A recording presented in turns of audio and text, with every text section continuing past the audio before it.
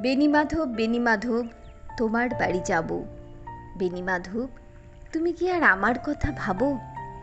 বেণীমাধব, মোহন বাঁশি তমাল তরুমূলে বাজিয়েছিলে। আমি তখন মালতী স্কুলে ডেস্কে বসে অঙ্ক করি, ছোট্ট ক্লাস ঘর, বাইরে দিদিমণির পাশে দিদিমণির বর। আমি তখন নবম শ্রেণী, আমি তখন শাড়ি। আলাপ হলো বেণীমাধব, সুলেখাদের বাড়ি। বেণীমাধব, বেণীমাধব, লেখাপড়ায় ভালো, শহর থেকে বেড়াতে এলে। আমার রং কালো। তোমায় দেখে এক দৌড়ে পালিয়ে গেছি ঘরে। বেণীমাধব, আমার বাবা দোকানে কাজ করে। কুঞ্জে অলি গুঞ্জে তবু ফুটেছে মঞ্জরি। সন্ধ্যাবেলা পড়তে বসে অঙ্কে ভুল করি।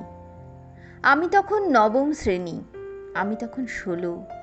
ব্রিজের ধারে বেণীমাধব, লুকিয়ে দেখা হলো।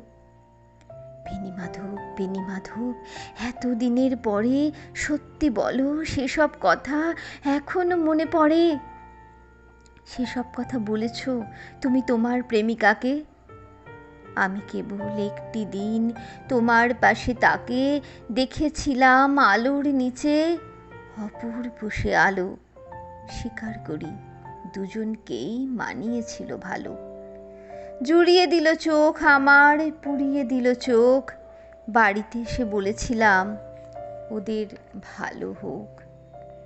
রাতে এখন ঘুমাতে যাই একতলার ঘরে। মেঝের উপর বিছানা পাতা, জ্যোৎস্না এসে পড়ে।